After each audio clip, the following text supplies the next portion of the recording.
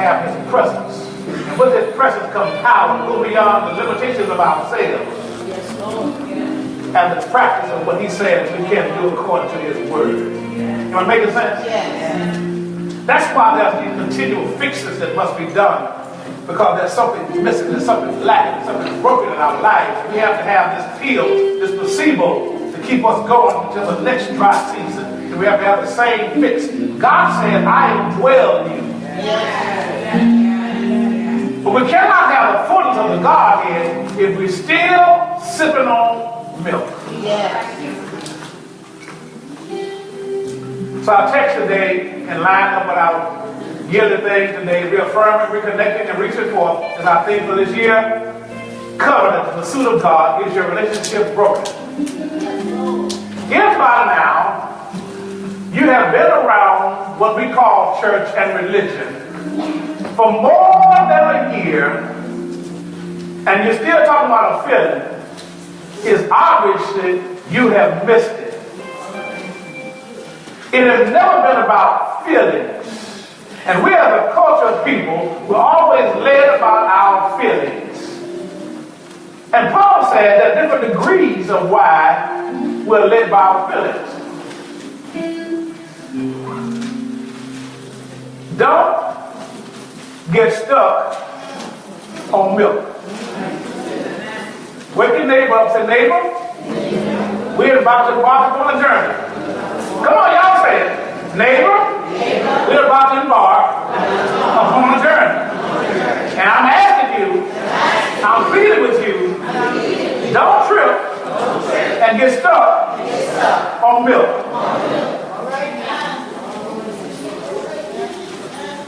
I don't think y'all ready. In reverence for the word of God, let's rise to our feet.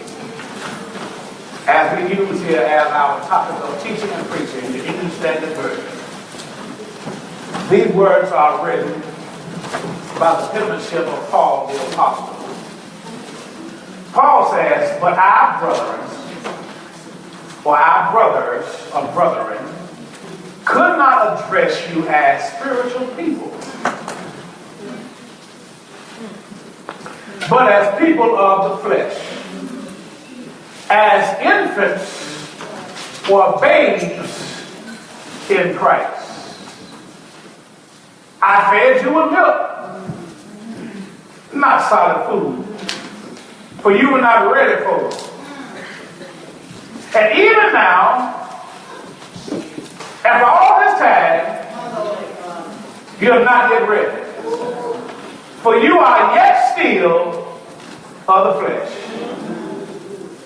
For while there is jealousy, or envy, strife, and division amongst you, are you not of the flesh and behaving only in a human way?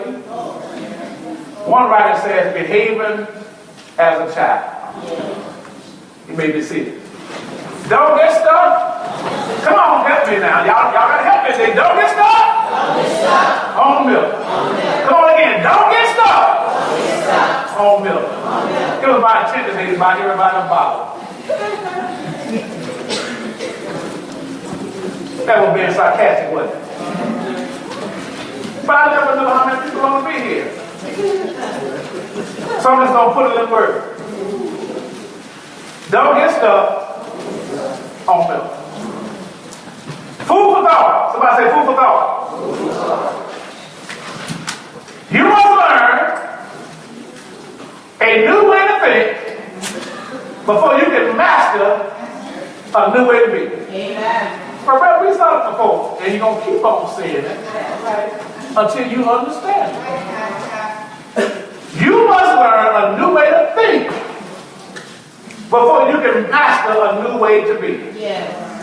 Another thing we got to the last couple of weeks is move beyond the stuck mark. Move beyond the stuck mark. People get stuck for a reason. We just don't know always. We just don't always know what the reason is. Then we get stuck then we get so hung up on being stuck I guess every people saw that. Then we get so hung up on being stuck that we become even more stuck. And so the cycle perpetuates itself. As a result, we're stuck because we are off purpose with misguided perspectives, and our lives are leading us rather than divine purpose. And our lives are leading us rather than divine purpose, which ultimately ends in self-sabotage and the dishonor of Christ and his name. Somebody said self-sabotage. Somebody said this to me, and I thought it was just wonderful. If y'all don't mind me exploring this, we're going to look at two types of individuals. Can we say two types of individuals? There's one called a growth mindset. Then there's one that's stuck, fixed mindset. Let's deal with the brown one or the latter one first. Fixed mindset says failure is the limit of my abilities. Now, when you say self-sabotage, you're saying failure is the limit of my abilities. I cannot go any further because I can't think. I can't process information to go any further, or I think I've already arrived. Something's lacking, something's broken, something missing. It's called a fixed mindset. I'm either good at it or I'm not. My abilities are unchanging. My abilities are unchanging. My abilities are unchanging. I don't like to be challenged. I can either do it or I can't. You know, a lot of people rush that way with the excuse is that's just the way I am. Yeah. What if you came here like that and you leave here like that? Maybe you enter the throne of self-sabotage. Yeah. My potential is predetermined. I'm always going to be what I always have been. I'm always going to be what I always have been. Isn't that tragic? Isn't that tragic? I've lived 15, 20, 35, 60, 70, 80, 90 years, and I'm the same way I was when I came out the womb of my mother. I can't do anything different. I won't be anything different. It's too late for me to do anything or be anything different. Well, that's a fixed mindset. Somebody say mindset. When I'm frustrated, I give up. Feedback and criticism are personal. It's not about where I need to go. I'm going to shut down because I'm a failure. And I'm mad at anybody who's going to challenge me about being something other than what I have chosen to be, even though I'm created to be something better. Yes. Did that make sense? Yes. All right. I stick to what I know. Because that's all I'm ever going to know. So I'm stuck in all I'm ever going to know.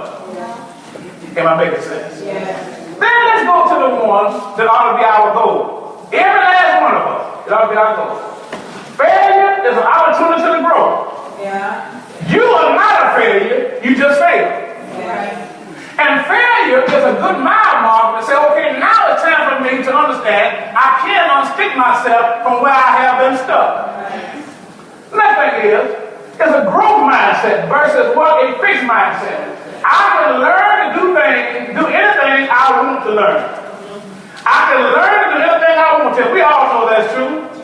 If I want to learn something, I will find a way if it's important to me. If it's important to me, I set up a priority and I will find a way to achieve it. My daughter hit me up the other day. She wanted to come visit. And she's been playing this little math money game with me since she was small. I ain't got no money. I used to reach in my pocket and give her some money. But then she chose she was going to get married and have a baby. So my comment was, well, you know what, now you got a husband? Yeah. You decided to get married to the Lord. You got a baby. Do what grown folks do. Do what our team do. Don't call this number anymore, because finance can walk out the door. It's in bankruptcy. Somebody said, that's hard, ain't it? No, it's easier on my pocket. So she wanted to come here, and the first thing she hit me was, you gonna help me get here? I'm like, you want to come here? Why am I going to help you get here? Let me remind you of the conversation I gave you 15 years ago. You chose to get married. That's your husband and your responsibility. Now, I pay something for the grandbaby to get here, but your responsibility and your husband's responsibility is yours. So she comes back in. You got to be kidding me. So my comment to her was this. Okay, let me give you this math formula since you have a problem with math when it comes down to you, but you got it in my pocket, like I got it for you. I says $20 a week, watch me now, times 4, times 7, means a plane ticket for you and your child. Do the math.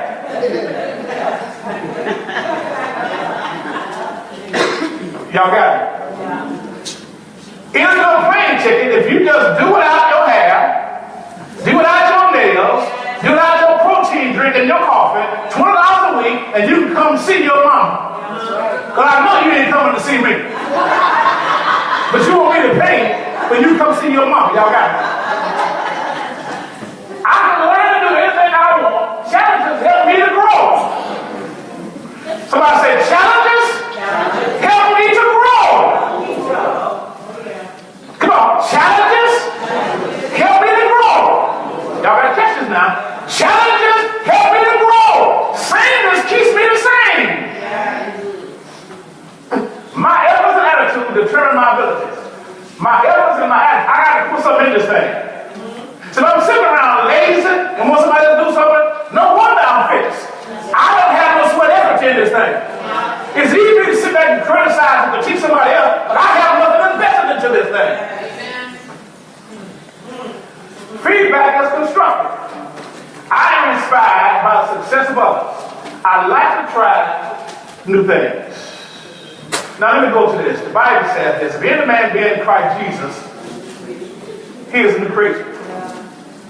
Now, with that newness comes a list of new things. I have a new perspective. I have new goals and aspirations.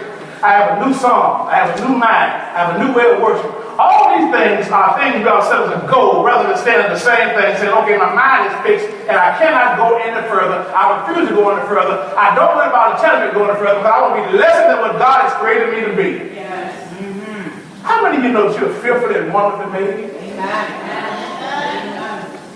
There's no dumb people. There's just dumb choices. Amen. Anything we do for the glory of God is ministry. Now notice carefully. Anything that we do for the glory of God, not the glory of yourself, not the glory of a person, but for the glory of God is ministry. Somebody say ministry. So when somebody talks about, I got my ministry, that ain't about God, that's about you. Am I making sense? Don't get stuck on milk. Y'all ready to go to work? Yes. The issue here today that I want to present to you is sipping spiritual milk versus a hunger for biblical meat. The issue I want to bring out today is sipping spiritual milk versus a hunger for biblical meat. I've been hung up on this thing, and I shouldn't tell you this, I probably won't be able to get it anymore. But I've been hung up on this thing that I got exposed to a couple years ago called vanilla chai tea. Oh, Lord Jesus. I was hoping I had some coffee drinkers in here. And the only place that I found out that would make it for me like I like it is, and I should get paid for this, is Dunkin' Donuts.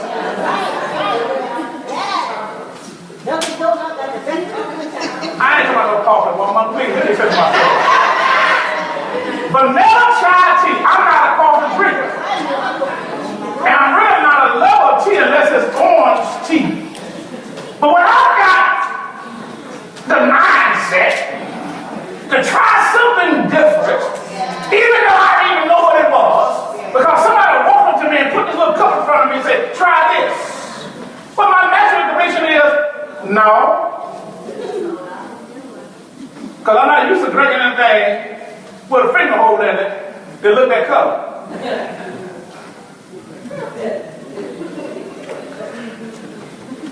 Shot glass. So the child was before me, and it got a smelling kind of good the longer it stood in front of me. So I took it and I put it to my lips very cautiously, and I said, "Oh my God, this is sinful."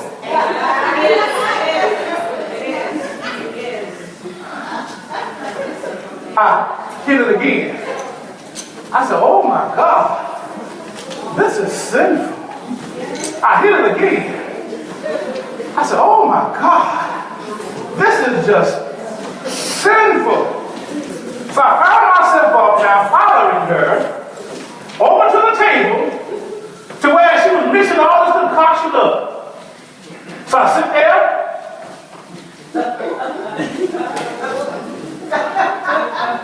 And when she got through, I took my sin back over to the table and I drank some more. She said, "Now, baby, if you want some more, I got us." Could you do that again? Now, my point is, had she not challenged me with something that I had never been challenged with, I would have never tasted and seen just how good it is.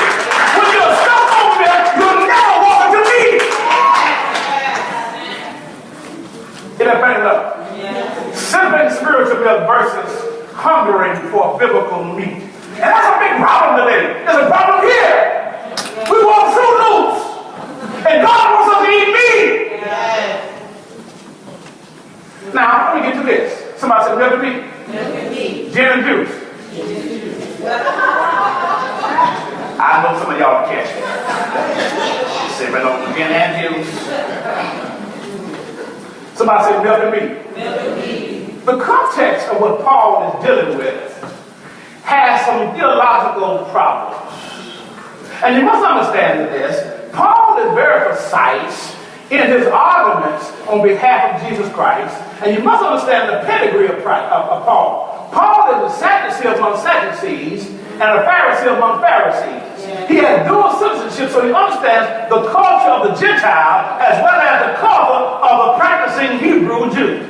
He understands the law. He understands all the dietary aspects of the law. So what I did, because I have a curious mind, when I kept seeing this issue that comes up several times in Paul's writings and Peter's writings about milk and meat, I began to research because I wanted to know, what's the big deal about this milk and meat?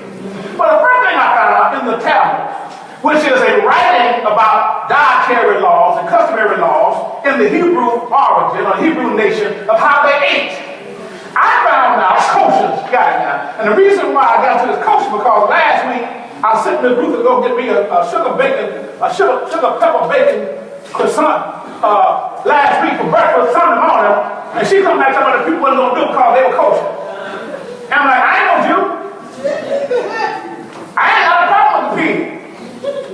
You gonna shut down a whole restaurant to a you ain't got no milk because of kosher? But I found out something because the owners were kosher, they didn't care nothing about anybody else. Then I got to wondering, why did they do that? Well, what I found out, y'all ready for this? In the writings of mixture between milk and meat, the Hebrews did not mix milk and meat. It was prohibited from them to mix milk and meat in any form. One was good by itself, and the other was good by itself. You couldn't mix milk and meat. One led to the other. Oh, watch this. It was prohibited against cooking a mixture of milk and meat. It was prohibited against eating a cooked mixture of milk and meat. It was prohibited against deriving any benefit from the cooked mixture of milk and meat. No soup. Now, the rabbis believe that in the biblical text, it only forbade the eating of the milk and meat, but because of the biblical regulations truncated by those same laws, there was not to be a cooking of milk and meat together, regardless of whether it would be eaten or not. Not eating milk or meat together, regardless of whether it was cooked together or not, and not benefiting from the mixture of the milk and meat, no matter what. Now, the proximity of it was this. That's the origin of it, is proximity.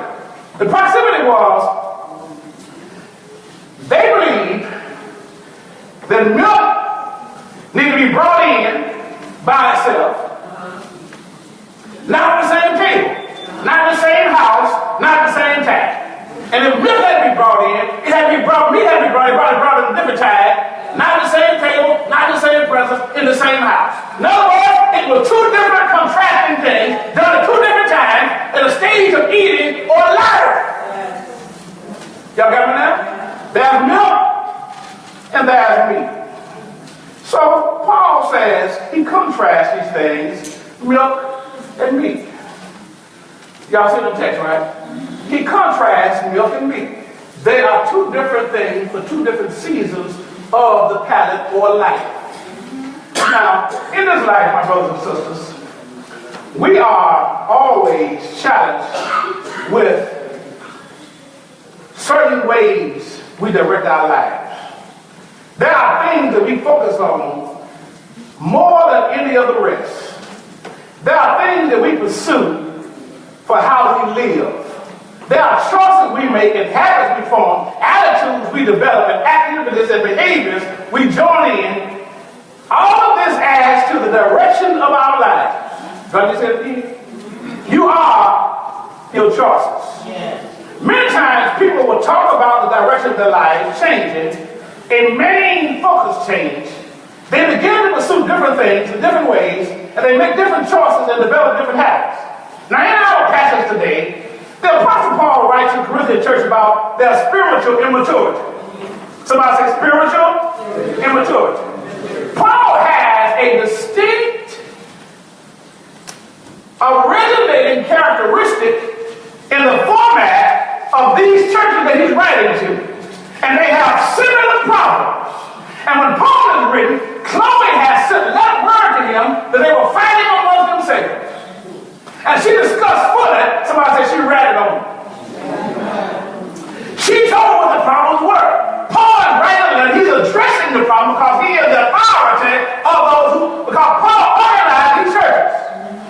Now, how are you going to have authority over something you did not organize? God is the authority of the church. If it's his church. Nowhere in the record it says, if my church, who's called by my name, he says, he is the author of the church. Upon this rock I build his church. So we take ownership of something that's his, we've made ourselves God. Hello, somebody. So he writes to them because there's a problem. Paul has planted this church more than 3 years ago, and the progress report is not good. And then in the progress report, it gives the problems. Somebody say problems.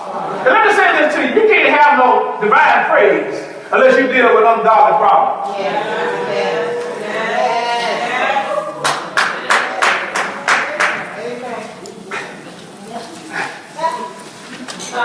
Now let me discuss this because it's important. Paul says they ought to be new, but they haven't changed their direction.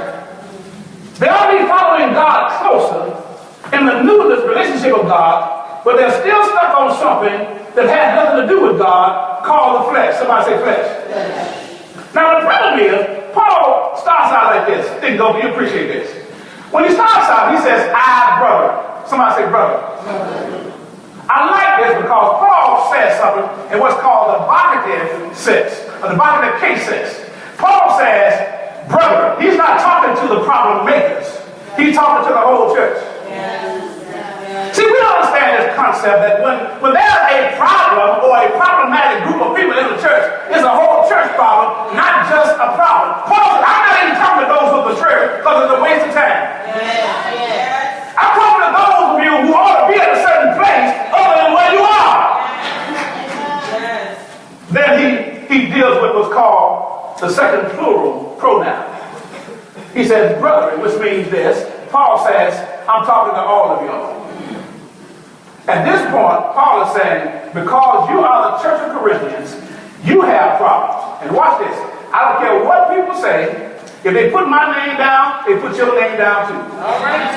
All right. If they put you down, they put me down. Yes. Yes. Because we are of the family of God. Yes. There's another problem.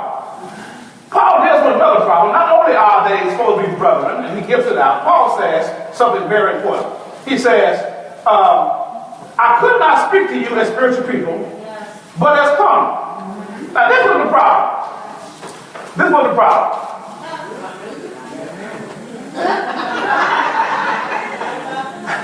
Come on, y'all. Y'all know this. Say, got milk. This was the problem. They are living off of milk. Somebody say, got milk. I want to deal with two things, and I'm out of here on this one. Milk and saints and meat lovers. I know it's good today because Lord is working this out. Somebody said milk and saints and meat lovers. Milk and saints, he's talking to in verse 1 and 2. Then the meat lovers, he's talking to in verse 3. This ought to be the goal of all of us. Both of them. Ain't nothing wrong with a little milk. Come on, y'all. Come on. Come on, y'all. Ain't nothing wrong with a little milk. It's good for the season. But it's not going to sustain you your whole life. All right. Let me go on down because y'all getting tired. Somebody say milk and saints. Meat lovers. Well, what is spiritual milk? John MacArthur says these words, and I like his commentary on this. John MacArthur says, milk is the way, milk is this way. Milk, not a reference to a certain doctrine, but to the more easily digestible truths of doctrine that were given to new believers. So if you've been hanging around 10, 50, 30, 40, 50 years, and you still got milk,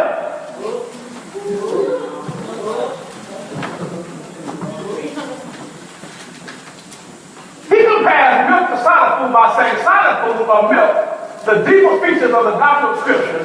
The difference is not in kind of truth, but the degree of depth. Spiritual immaturity makes one unable to receive the richest truth. Milk is like pre-digested truth, easy to swallow whole. Now, spiritual growth, somebody say spiritual growth, leads us from milk to meat.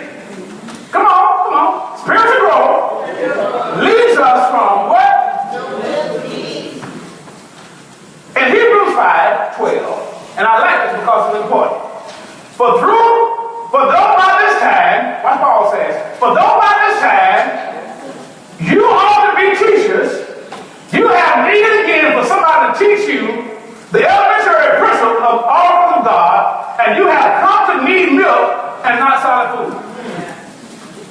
Now listen to the Hebrews he's writing to, because there's a problem. Paul once wrote, also from 11 to 12, this: we have many things to say and hard to be uttered, seeing you are dull of hearing. Wednesday night, there it is, pop goes the weasel. You are dull of hearing. Your hearing has not been pricked. You're insensitive to the truth, neither can you understand because you cannot hear it. You're dull in your hearing. Now remember that. When the time when you ought to be teachers, you have need that one teach you again, which be the first principle of the oracles of God, and become such as have need of milk and not strong milk. He said, for everyone that uses milk is unskilled in the word of righteousness, for he is a baby. Now he's writing into the Corinthian church because there's a problem. Now he's writing to the Hebrew church because they have the same problem. Somebody say problem. If there's no praise when they have problems, they have not been resolved. And the only way you resolve it is through the meat of the word. But strong meat belongs to them that are full age, mature. Even those who by the reason of the use have their senses exercised to discern both the good and the evil. So let me do this and I'm going. Growth is a progression process. Is this okay? I know y'all ain't used to this. Y'all don't want the other kind of stuff, but okay. Growth is a progression, a process. Somebody say process. If you notice very well, there's a toddler, there's a child, there's a teenager, there's a whatever it is, then there's a person who's bending. One preacher told me a lot of times, when you start bending over, you're going back to where you came. And you ought to have reached something before then. Now, a baby cannot help himself. Would y'all agree? Yes. Only eats and sleeps. Yes. Can y'all agree? Yes. Cares only for self-need. Drinks milk, cannot understand anything, and cries all the time. Yes. Somebody say, baby. Yes. So Paul comes back and says, I could not give you anything at home because you still a baby. The next thing is progression. Somebody say progression. Then there's from progression to what is called a toddler. You thought it was so cute, but in the start, still on their feet are crawling. Now all of a sudden, now you got to watch them. At least you knew when you left them as a baby, because that's what a baby do. They lay there, they cry, they poop, and where you to feed them. Tell somebody. But then there's a toddler, but they're still drinking milk, but can't eat baby food. My mother wouldn't buy girls at the time because it was considered too high. So what she would do, she would chew it up very fat in her mouth. Y'all don't know about that. She would chew it up very fine in her mouth, then take her finger and she'd put it in their mouth. That had to be chewed on. And some of them was tough. And they had and when it had the right consistency and the right amount of fluid in it, consistency, she'd take and put it in the mouth and mix it. Yeah. I see you ain't live long, man. And you must understand something. Girls were for rich white folks. Black folks made it happen whatever they had. But the key is the innovation that she used to make sure that the baby could eat baby food and get off milk. Now, another thing they also did too as a baby, they had a small hole in the nipple. But then when they got to try to teach them the most solid stuff, y'all watch this now, they took a pin or something and poked a little bit more hole in it so that the string wouldn't be so confined. Then they put something in it called cereal. Y'all with me now? Are y'all still with me? It's because they could ingest and try to build up their stamina in their stomach so they could start taking something hard and more wholesome. They were preparing them for what? Meat. Somebody say meat. Sipping milk versus the hunger for meat. Now, not much help to anybody but you.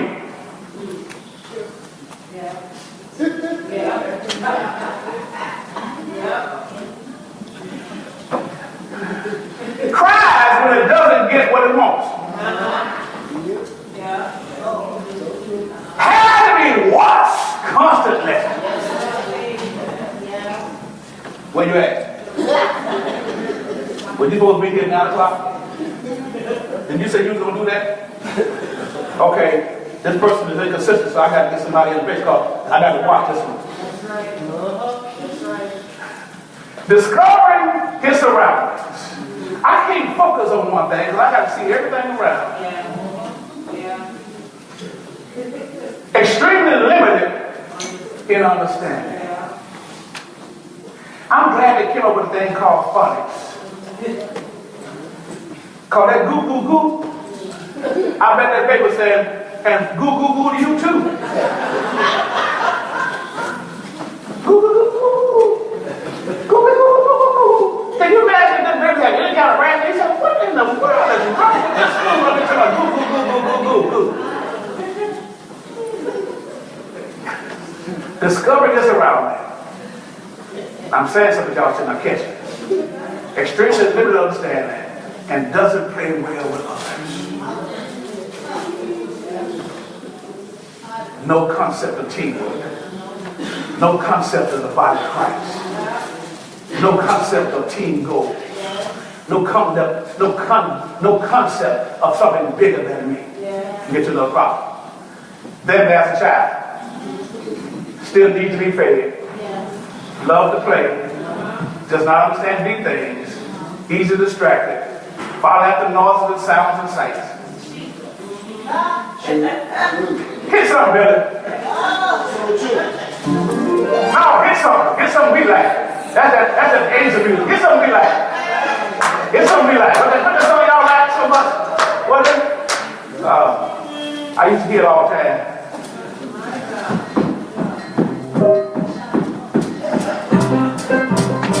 I put on my whole empty garment. What was it? Here, I don't know what it was now. I put on my whole empty garment. You see it all the time. Follows after noise and the sounds and sights. Follows after noise and sounds and sights. They follow after noise and the sounds and sights. I've been around children. You make a noise. Then the other thing about a child is it fights with other children. Fights with other children. Let me go back. I'm not making this up. There's the baby. Y'all get real quiet. There's the toddler. Then there's the child. Now I'm going to go back to this because it's important. Growth is a progression, a process. Now, Paul is dealing with one problem because he's saying they're still acting like infants. Here you are. All of them know the truth of God's word. You ought to be now eating rather than still cutting your teeth. And these are the problems that are there. And I'm going to address them because Paul says, if you look very well, and I'm off the script, I'm going to go ahead anyway. Paul says, I could not address, I could not talk, I could not teach you as spiritual people. That's a whole concept. I could not teach you as people who are spiritual. Spiritual has a destination point, an arrival point, and a growth goal. I'm getting to this. But as people of the flesh, as infants in Christ, I fed you with milk, not solid food, for you were not ready for it. You were not ready. Now, watch this, verse 3. And I'm getting ahead of myself now.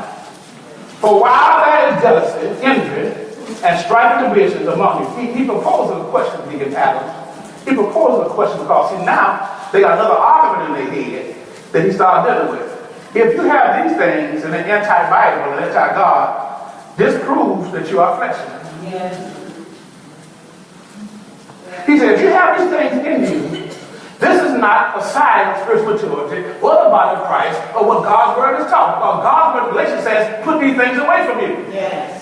Y'all got it now? So he's saying now, I want you to interrogate yourself.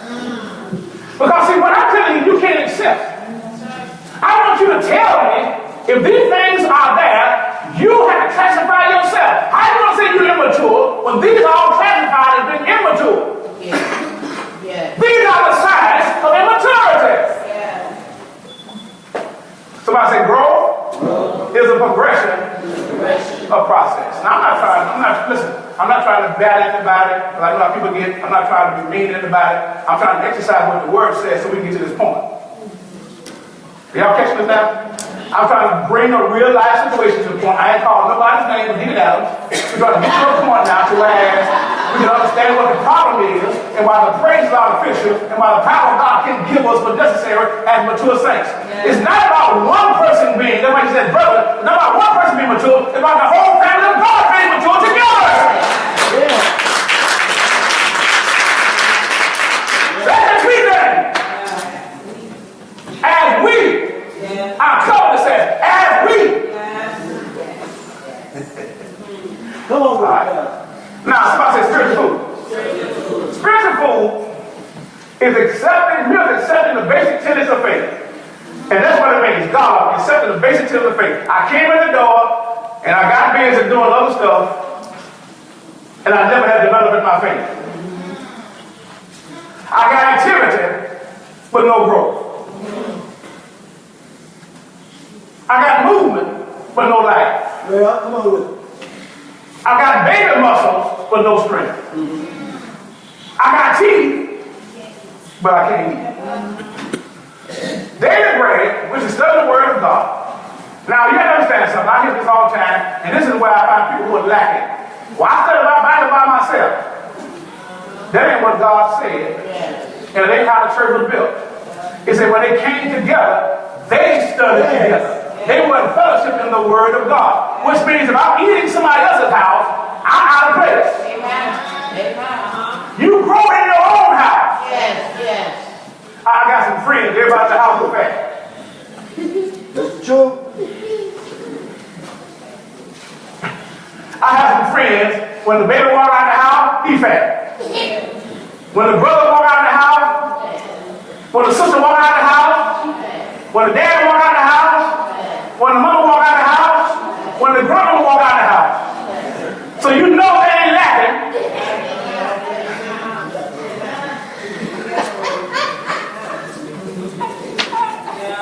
Somebody say, Daily Bread. Ain't nothing wrong with you reading by yourself. But the problem is when you start trying to interpret your life by what you understand or don't understand, but you realize if you've never been taught, how you going to teach yourself? The reason why Paul can talk about it is because Paul says, I got a pedigree. I was a Pharisee among Pharisees. I was a Sadducee among Sadducees. I was a lawyer. But he said, also I was a chief son. And because I had these experiences, I'm able to speak into your life. Now watch this now. It's important. The second problem that I found in this, let me go get to this. When you have milk, it leads you to the basic tenets of our faith. Daily bread is studying the word of God. But then I'll get the fruit of the Holy Spirit because your goal is becoming Christ-like. Then the next thing is meat growing beyond the basic tenets of faith. There ought to be some fruit. There ought to be some sprigs. There ought to be some green. There ought to be some vegetables. There ought to be some grapes coming off the vine. But the more you stay connected to the vine, the bigger and the juicier and the sweeter those grapes and the mature. And the more mature it is, the sweeter they become. The bigger they become. I know I'm teaching today. Meat is for growing beyond the basic tenets of faith. And that's why Paul in his thesis or his argument in preaching, he says, I could not speak to you as spiritual people because you want to be deep and you're still a child. I got to catch this today. And the Lord brought this back to my attention. In interacting with one of the children last week, she came to me and said she wanted to be baptized. I'm funny about people asking those questions, but I want to know where they come from. She said to me, well, Paul, the others are doing it. I said, baby, have you ever heard of mock and see, mock and do? Watch this now. She said, no. I said, you know what it means? She said, yeah, that means coming up somebody else. This was a child that's 6 years old, but they understood the concept of mock and see, mock and do. And my commitment to her is you got to know God for yourself. Because at the end of the day, that's the only thing that's going to matter. And then once you know God, you got stages to grow in. Okay. Y'all ready to sit down, aren't you? One more praise. Yes, go ahead, pal. Teach them. Paul says this. When I was a child, I spoke like a child. I thought like a child. I reasoned like a child. But when I became mature, I gave up childish ways. Somebody say, praise the Lord. Praise the Lord. Somebody say, praise the Lord. Praise the Lord. Not go to work. And I'm going to let you out of here today because it's important that you catch this. There's one problem, and I've already alluded to you. They could not eat meat because the Bible says they were carnal. And the evidence were given out in their action. Somebody say action. I don't care what you know. So the issue is not what you know, it's how you put it together in your life. Okay? But there's a problem. Didn't go, but there's a word that I read upon in this passage that one writer said it was so powerful to me. And I've seen this happen over and over again in my 40 years of preaching and pastoring. That is what's called a personality-driven cult.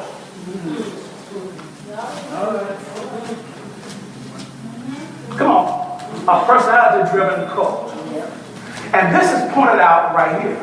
They could not go beyond the milk because it was a personality-driven cult. Somebody say personality-driven cult.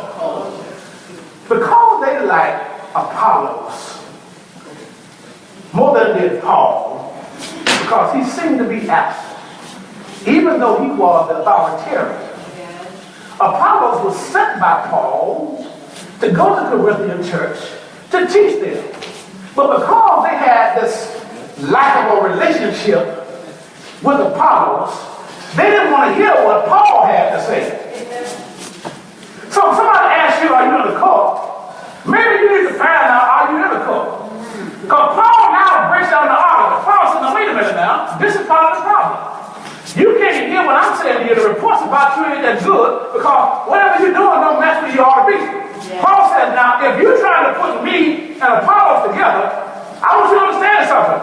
Who is Paul? Who is Apollos? This is all about God. And if it ain't about God, I don't care how you like somebody when you do the other. If the word is being taught, you have to honor the God, not the man. Amen. Yeah. This is all of it. This is all of it Paul is dealing with. Number one, you're acting like children. I'm trying to give you some of the reason why you act like children. There's a personality-driven call. Yes. Does that make sense to you now? I can't hear what you're saying. I'm dull of hearing because I don't like the way you say it. I don't like the way you talk. But I like this person, so I hear anything they say. It's true. But if that person is making situations hard on the word of God, then God's going to deal with that person who had a personality-driven call and they call him. Because it ain't about Paul, and it ain't about Apollo, it ain't about nobody else, it's about Jesus Christ, and if Jesus Christ is not the honor in your face, you always get to go! So now he's exposing why there's divisions. Too many chiefs and not enough Indians. Too many folks trying to do their own thing and not leading people to the thing. Ain't that true? Tell the truth. Is that fair enough? Now watch this. Milk is for babies. And I'm going to drop this here before I leave today. I'm going to give this next week. Your motivation to and the purpose of learning, now watch this now, serving, now watch it now, if you're not doing all these, diaper time. If you're not doing all of these, somebody say diaper time. If you're not doing all of these, somebody say what? Diaper time. If your motivation to and the purpose of learning, serving, worshiping, giving, reaching, reading, praying, etc., is to grow relationally more in love with God as a people of God, you not only are saved by grace, but you grow by it too. Well, it's true. Teach your God. I'm done. It's true. I'm done. It's not about what you know. It's about how you connect the dots to live what you know. Yes. It's not what you don't know. You can still grow on milk, but you can't stay stuck on milk and think you're going to grow. Yes. So when somebody tells you, I wouldn't go with that, I was Jesus, you look at them like they're crazy. That's right. Because they babies and want to keep you in diapers. All right. I shared with Bill this morning about this relational,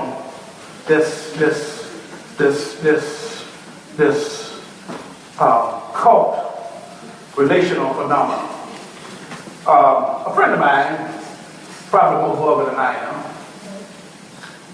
we were at a meeting, and I'll never forget this meeting, and he came and he asked the most craziest question in the world that offended a lot of people, even me. So gradually, it was a preacher's conference, because he said what he did, which then was foul, and he was foul, people started getting this walking out. You just hear the most. So about 300 people there, and I guess about 250 left. So 50 was still sitting there, because he came in and said something foul. I'm sitting there saying to myself, now I didn't come all this way to hear this guy teach. And I'm going to walk out of here, because I didn't come here whether I like it or not. I came here because I want information. That's right. See, we have the perception in our mind about how things ought to be, but then when we look at ourselves, we're not matching that. We want to see and criticize what somebody else is doing, but then our level of understanding, our level of activity is way below that, and we want to scrutinize them. So I sit there, I said, okay. So he said, okay, now that they're gone, but they were looking for a fault anyway, let's go to work. Y'all missed it. Y'all missed it. They came here because they in just naysayers. They come in with all these perspectives. They come in for truth, but they want a lack syndrome. This ain't about what. Let me tell you something. Most things are to help me out of life. All right. Am I hearing about myself? Miss Upshaw, I ain't met you in a long time. Can I met you today? Miss Upshaw? When I first got here, I was sick. I'm not no cold weather person. I was sick of a dog. And so, at that time, we were talking quite a bit. And I said, Miss Upshaw, I'm sick. She said, well, you need to get some of that bucket. Remember you told me that? He told me that. Yeah, he told me that. I don't know what's wrong with this bucket from. So somebody brought me some. I took that mess. I'm close. I took that mess because she told me I need to try this bucket. Somebody brought it to me. I looked at it. I smelled it. I've had castor oil. I've had Father John. I've had black draw. But I ain't never seen all of them mixed in the same bottle. I took it, I hit it. It was a hard time me swallowing that mess down. I hit it again. I was just that sick. Got in my stomach went to fighting. What is this going on down in here? What is this? They went to fighting together, my chest and all kind of messed up. So I laid down and tried to get myself out of my misery. The next day, started sweating. Next day, old fever started coming out. Next day, old blue started coming out. So I hit it again. You got to get out of here. Like my mama said, devil, get out of here. You got to go, devil, you got to go. I pumped it again. Next day, the third day, I was ready to run a marathon.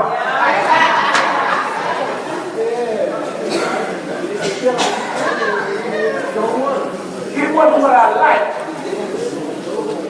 but it healed me.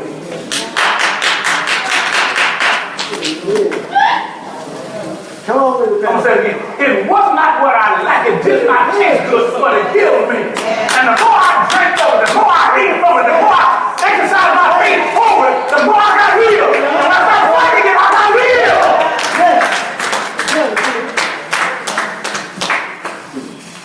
A whole lot of what we like ain't bringing restoration to us or healing to us. It's keeping us in the same old disease year after year after year after year. And disease is go before God as a man. That's a deadly disease to go before God as a baby. The door of church is open. There may be somebody who's tired of walking in diapers, tired of being spoon fed, tired of being caught between two opinions and putting this against that. You just want to see Jesus. You want to hear